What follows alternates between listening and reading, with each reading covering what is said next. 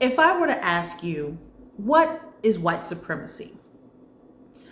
What does that word mean to you?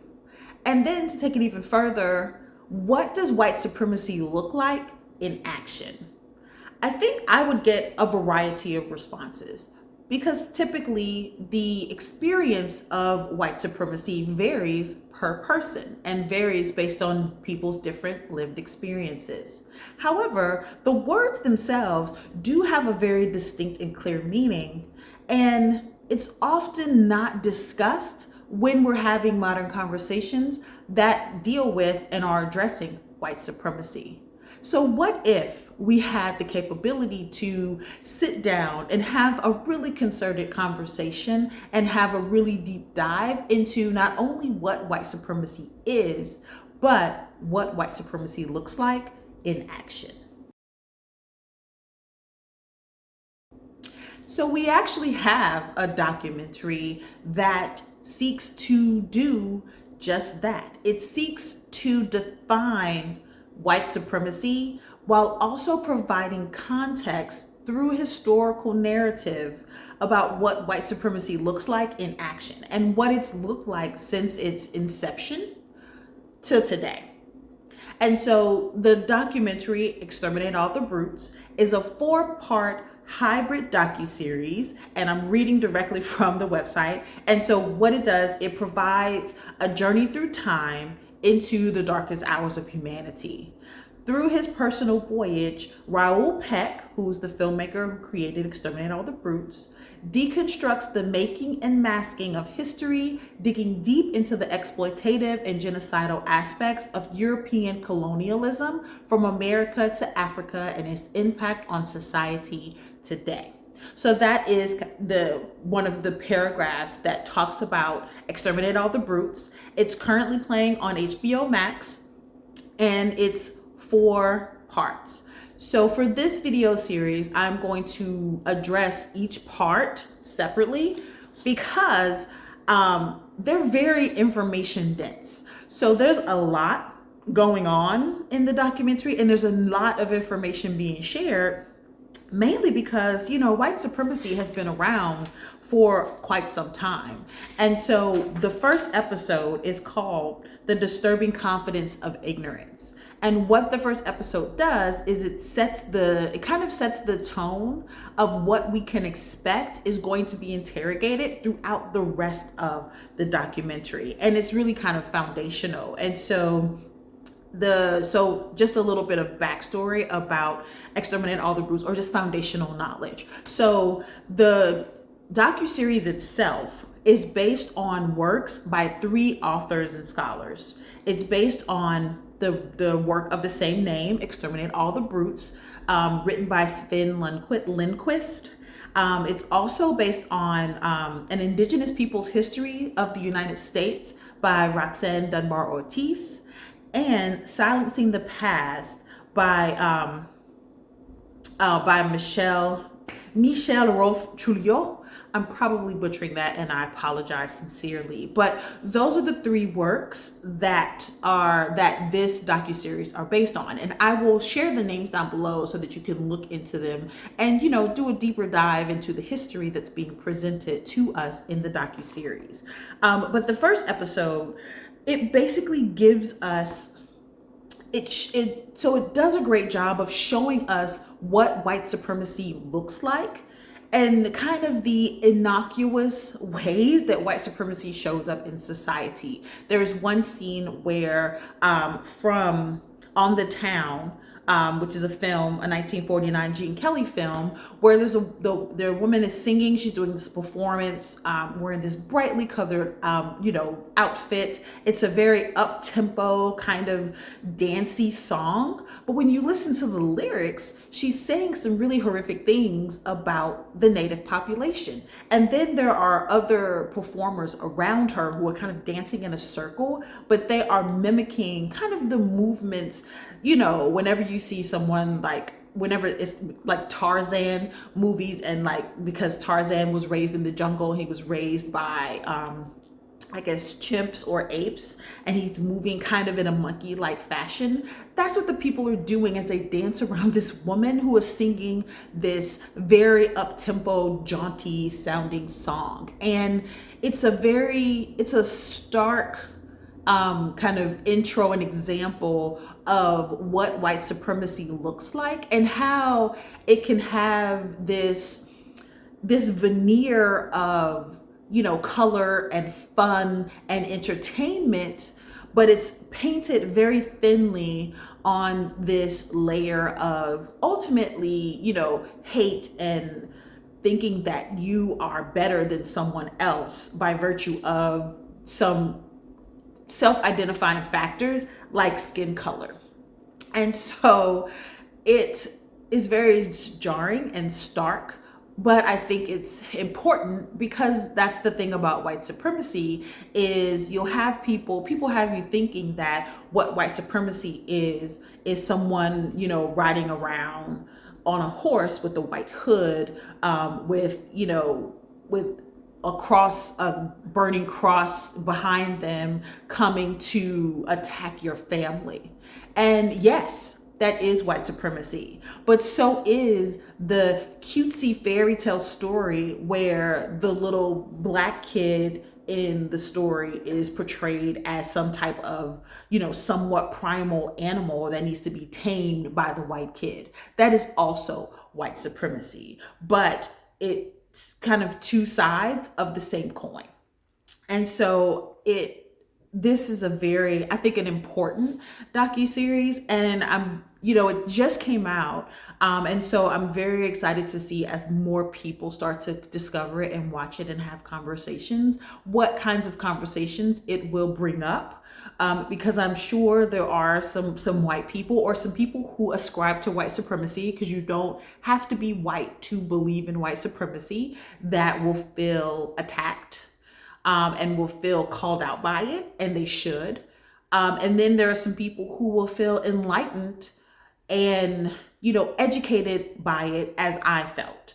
And so if you haven't watched Exterminate All the Brutes yet, and you found my video, first of all, welcome. I would suggest you stop here, save the link somewhere, go watch the first episode, and then come back. Because I think that will just kind of make your experience with this video that much more eye-opening. However, you can watch my video and not have seen it. There are going to be some light spoilers, but it's not a scripted project. So there aren't any gotcha scenes. You know, Raoul Peck uses actual historical narrative and actual information from history to tell these stories. So these are not new stories. This is a new perspective on those stories, and a perspective that we don't always get.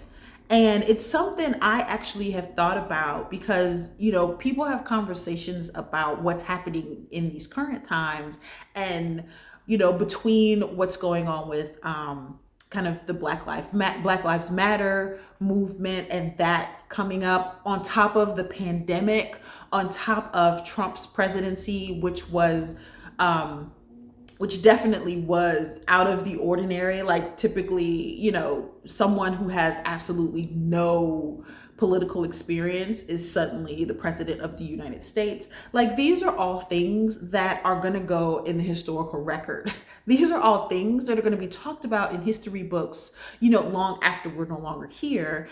And you have to wonder, how will those stories be told? Will we see the nuance that we experience when we're here and we're seeing things happen in real time?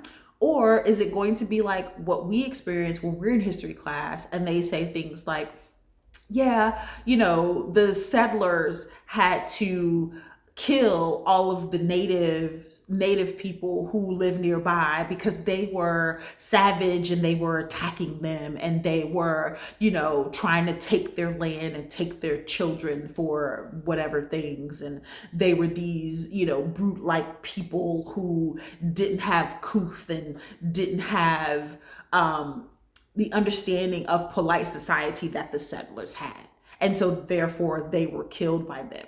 and the settlers took the land that was quote unquote rightfully owned by America based on the Constitution.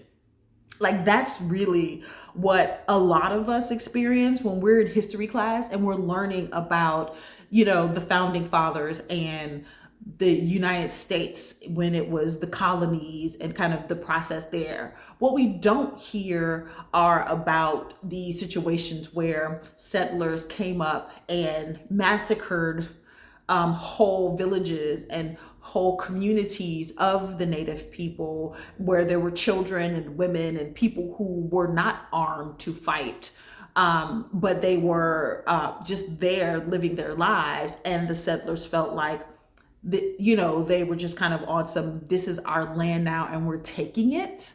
Like you don't often hear those stories. And so that is the perspective that Raoul Peck gives us in Exterminate All the Brutes. And even in this first episode, he comes out swinging with basically a story of a native community, and the native community is outgunned by the European settlers because the European settlers have guns, and the native community haven't had a need for guns at that point, and so they have what they typically would use in their own battles or their own defense of their land. They have hand weapons, and they're literally outweaponed, and they are massacred, and then the settlers come in and quote unquote take the land, but they've taken it through violence, and that was what they chose to come in and colonize America.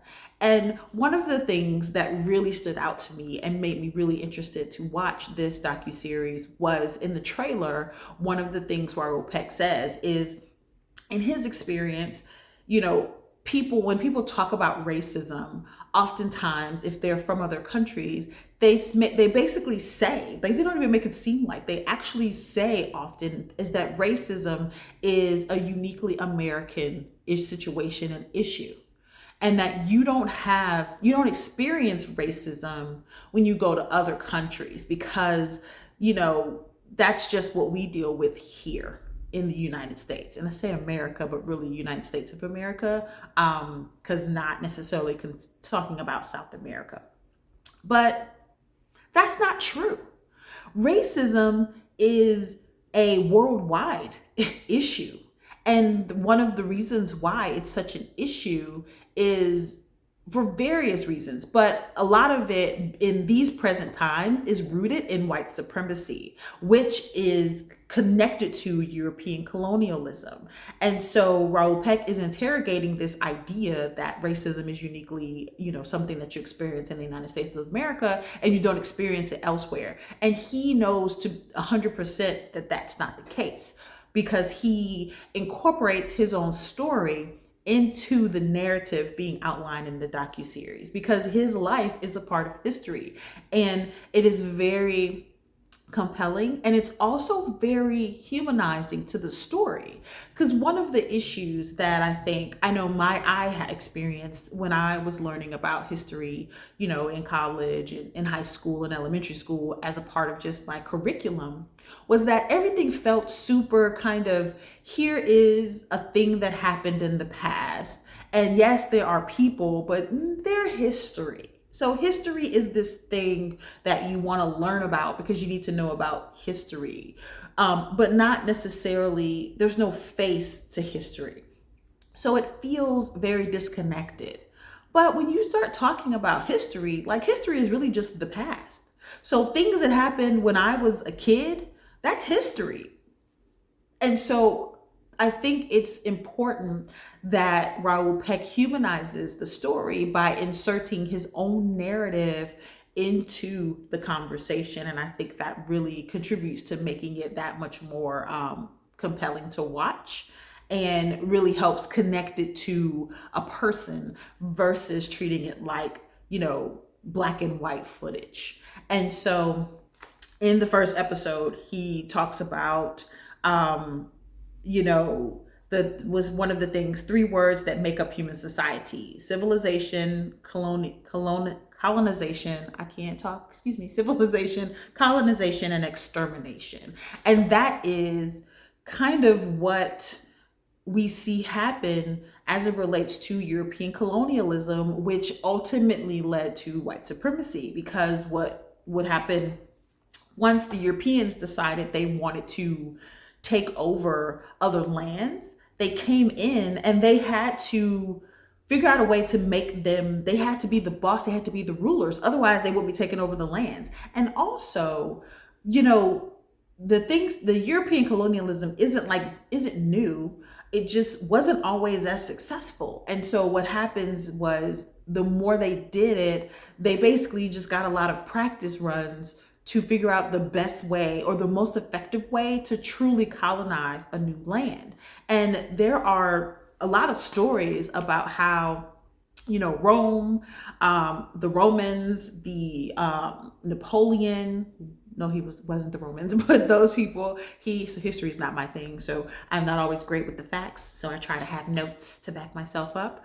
But there are stories about how, like, the Romans tried to colonize, you know, various countries in the continent of Africa and were unsuccessful because the native people were like, so that's a no for us, and they weren't able to just take over. And so it made me think of, while I was just kind of thinking about the docuseries and thinking about discussing it, it reminded me of, there's a fantastic Audible original called In Search of Black History with Bonnie Greer. And it's 8 episodes, and it talks about this part of it. It talks about, you know, what was happening on the continent of Africa when Rome was trying to take things over, what was going on in that other area. Because when you look at his history and you're studying it in school, it makes it sound like, you know, things that were on the continent of Africa, it was just basically a bunch of savannas and deserts and rainforests with small groups of very primitive people kind of eking out this hunter-gatherer existence, you know, quietly living this life. And they weren't, you know, they weren't technologically advanced. They weren't making strides in art and community. They weren't building connection. They weren't building trade routes. They weren't doing any of that. They were just living this simple lifestyle. And that's not true. There are whole civilizations that were superpowers. And so I think it is important that now we're in a position where we can ask questions and we can dig deeper. And I'm very inspired and find it fantastic that we have people like Raoul Peck and Bonnie Greer who are taking the time to ask the questions about history that oftentimes, one, when you are a kid in high school or elementary school, you don't know to ask. Because you don't know that there are other stories that you're not being told. Oftentimes, we don't learn this until we're adults. And so that, I think, is why, one, you should definitely watch this docuseries. To understand that it is heavy. It's information dense, but it's also heavy. The very first episode, essentially what Raoul Peck does is shows us what white supremacy looks like in kind of the most in your face obvious ways. So it gets into the idea of genocide and how white, you know, the white supremacists, people who are like white people are the supreme and are the top and are the best, how they use genocide and scientific research to determine that groups who aren't considered white are less than.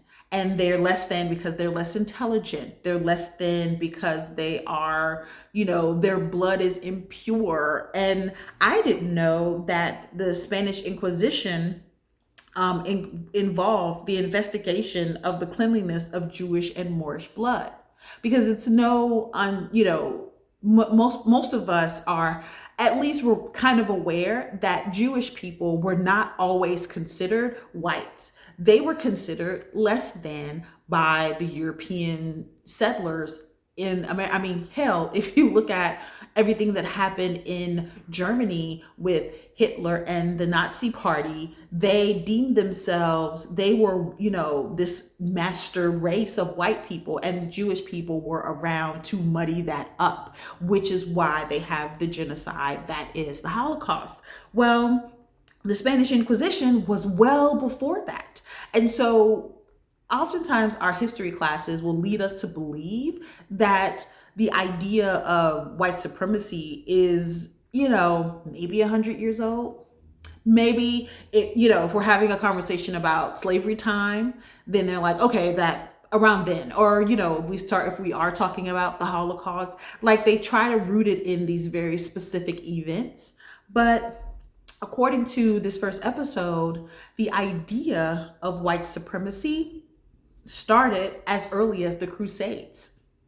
But when we're in class and we're learning about the Crusades, we learn that it's all about religion. It was all about the Christians saying that they want to essentially spread the word, spread the good word through violence about Christianity, and that they essentially went out to physically force anyone who did not believe in Christianity, that they would be removed because Christianity needed to reign supreme.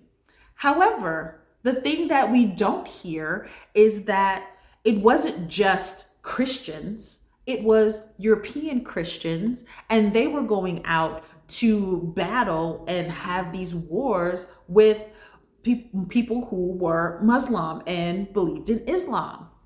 And at that time, if you think about the map where you have where you have Europe, and then below that you have, you have the continent of Africa. So you have like Turkey, Morocco. You have those people that I'm not sure if they fall within the East Asian, but you kind of are getting into like the East Asian countries of people who are, we typically think of when we think of Muslim and Islam. Now that is also a very